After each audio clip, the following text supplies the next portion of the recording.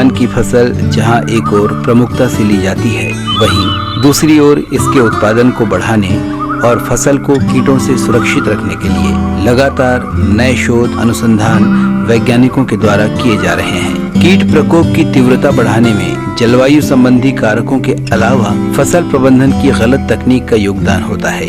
विपरीत परिस्थितियों में 21 से 51% तक पैदावार में क्षति का आकलन किया गया है। इसमें तना छेदक से 30%, माहू से 20%, गंगई से 15%, पत्ती मोढ़क से 10% और अन्य से 25% तक क्षति का आकलन किया गया है। फसल की अवस्थावार कीट प्रकोप का विश्लेषण करने पर पता चलता है कि रोपाई से 2 माह तक का समय अत्यंत संवेदनशील होता है।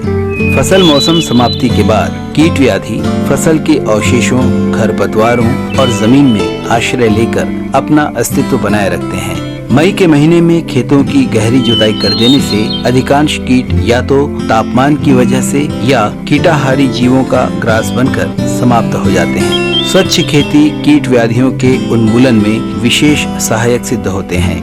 फसल की कतारों में प्रत्येक 3 मीटर के बाद 30 सेंटीमीटर की पट्टी छोड़ना चाहिए। निरीक्षण पथ के रूप में छोड़ी गई पट्टी भूरा माहों के फैलाव को रोकने में भी सहायक है। हर 3 मीटर के बाद में 30 सेंटीमीटर की एक पट्टी छोड़ना बहुत ही फायदेमंद होता है। पट्टी छोड़ने से पैदावार में, उपज में कोई कमी नहीं आती, लेकिन इससे फायदे बहुत से हैं। निगरानी और नियंत्रण के लिए उपयोगी अन्य उपकरणों में प्रकाश प्रपंच और फेरोमोन ट्रैप की उपयोगिता सिद्ध हो चुकी है। कीटों की उपस्थिति का आभास होने पर खेत में सघन निरीक्षण कर अंडे और इल्लियों को एकत्र कर कीट प्रकोप की तीव्रता को कम किया जा सकता है।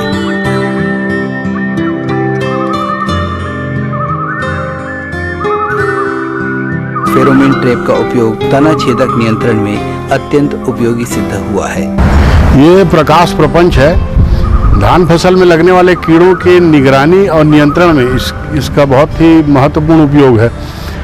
इसका शाम 7 बजे से लेकर रात 10 बजे तक के इसके अंदर में जो लाइट लगा है, उस लाइट को जलाने से आसपास के खेत में जितने भी कीड़े हैं वो सारे के सारे कीड़े आकर यहाँ इस प्रकाश की ओर आकर्षित होते हैं और आकर यहाँ एकत्र हो जाते हैं। अगली सुबह हम इन कीड़ों को देख के जान सकते हैं कि हमारे खेत में कौन कौन से कीड़े सक्रिय हो गए हैं। प्रलोभक फसल किस्म पूसा बासमती 1:9 में लगाना भी उपयोगी सिद्ध हुआ है। पत्ती खाने वाली इल्लियों से बचाने के लिए खेत के पानी में मिट्टी तेल डालकर धान के पौधे पर रस्सी चलाने से कीड़े पानी में गिरकर नष्ट हो जाते हैं या परभक्षियों का ग्रास बन जाते हैं। खेत में कीटाहारी पक्षियों की सक्रियता बढ़ाने के लिए टी या वाई के आकार की लकड़ियां बीच बीच में गाड़ देने से पक्षियां उस पर बैठकर कीटों को अपना आहार बनाती हैं। तना छेदक के नियंत्रण में अंडा समूह को एकत्र करके नष्ट करना बहुत महत्वपूर्ण है। इससे कीट प्रकोप की तीव्रता 40% कम हो जाती है। तना छेदक कीट के प्रभावी नियंत्रण के लिए थरहा निकालने के पूर्व कार्बोफ्यूरान नामक दवा 2 किलोग्राम सक्रिय तत्व प्रति हेक्टेयर से थरहा उपचार या 0.2% क्लोरोपाइरीफास से बीजोपचार करें।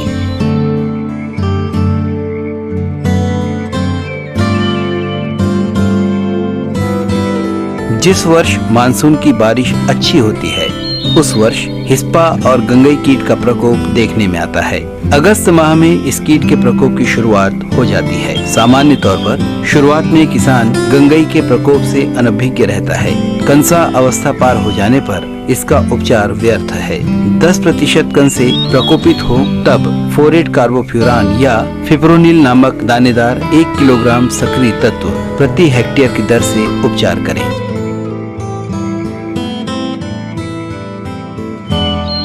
धान की फसल में कटुआ इल्ली का प्रकोप पाया जाता है। ये विविध भक्षी कीट है जिसकी इल्ली अवस्था पौधे की पत्तियों और कोमल तनों को काटकर खा जाती है। खेतों में बगुला पक्षी समूह का बैठा रहना ये संकेत करता है कि फसल में इल्लियों की उपस्थिति है। फसल की सूक्ष्म जांच कर इसकी पुष्टि की जानी चाहिए। ये कीट रासायनिक कीटनाशकों के प्रति संवेदनशील है।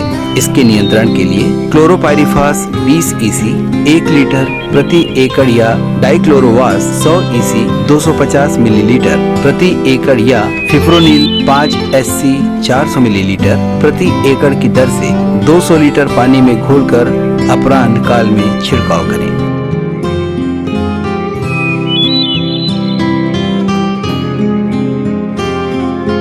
अधिक उपज देने वाली किस्मों के प्रादुर्भाव से माहो कीट की समस्या जुड़ी है। माहो कीट के प्रकोप से पत्तियों में पीलापन आता है, बाद में फसल सूख जाता है और झुलसा हुआ प्रतीत होता है। अधिक मात्रा में नाइट्रोजन उर्वरक का उपयोग या सिंथेटिक पायरेथ्राइड या व्यापक प्रभावी कीटनाशक के उपयोग से माहो की समस्या प्रचंड रूप धारण करती है। फसल की सघनता इस कीट को पनपने के लिए अनुकूलता प्रदान करती है। इसके प्रभावी नियंत्रण के लिए ब्यूप्रोफेंजिन नामक रासायनिक कीटनाशक 1 लीटर प्रति हेक्टेयर की दर से या इमिडाक्लोप्रिड 125 मिलीलीटर या एथिप्रोल के साथ इमिडाक्लोप्रिड 150 मिलीलीटर प्रति हेक्टेयर की दर से छिड़काव करना चाहिए। फसल में कीटों की उपस्थिति दिखने मात्र से ही रासायनिक कीटनाशकों का उपयोग नहीं करना चाहिए, क्योंकि धान के खेतों में पर्याप्त मात्रा में किसानों के मित्र जीव जो कि परभक्षी, परजीवी एवं सूक्ष्म जीव के रूप में उपस्थित रहते हैं एवं फसल के हानिकारक कीटों की संख्या पर नियंत्रण बनाए रखते हैं।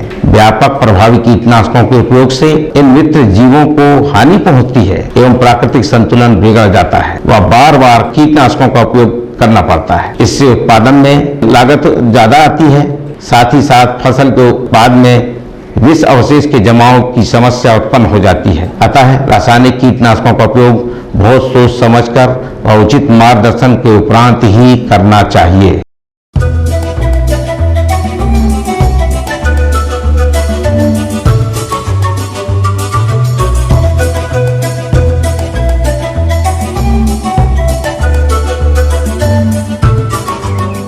समन्वित कीट प्रबंधन प्रणाली में रासायनिक कीटनाशकों को सर्वाधिक प्रभावशील माना जाता है, इसलिए इसे हानिकारक कीटों का संहार करने वाला अंतिम अस्त्र के रूप में उपयोग किया जाता है। बावजूद इसके रासायनिक कीटनाशकों के निष्प्रभावी होने की प्रक्रिया के प्रमुख घटकों में सही उपयोग विधि का न अपनाया जाना और निर्धारित मात्रा में और सांद्रता संबंधी निर्देशों का पालन नहीं करना प्रमुख है। कीटनाशकों को ज्यादा समय तक प्रभावशाली बनाने के लिए साबुन के घोल का उपयोग करें। एक ही दवा का बार बार उपयोग न करें। एक आदर्श किसान का जागरूक होने के साथ साथ धैर्यवान होना आवश्यक है। कीटनाशक छिड़काव के दौरान सुरक्षात्मक उपायों को अपनाना अनिवार्य है। एक व्यक्ति को लगातार 1 घंटे से ज्यादा छिड़काव नहीं करना चाहिए। वैज्ञानिकों के द्वारा फसल को कीट के प्रकोप से बचाने लगातार शोध किए जा रहे हैं, जिसके परिणाम स्वरूप ये जानकारी किसान भाइयों तक पहुंच रही है और वे वैज्ञानिकों के मार्गदर्शन में सफलतापूर्वक उत्पाद प्राप्त कर रहे हैं।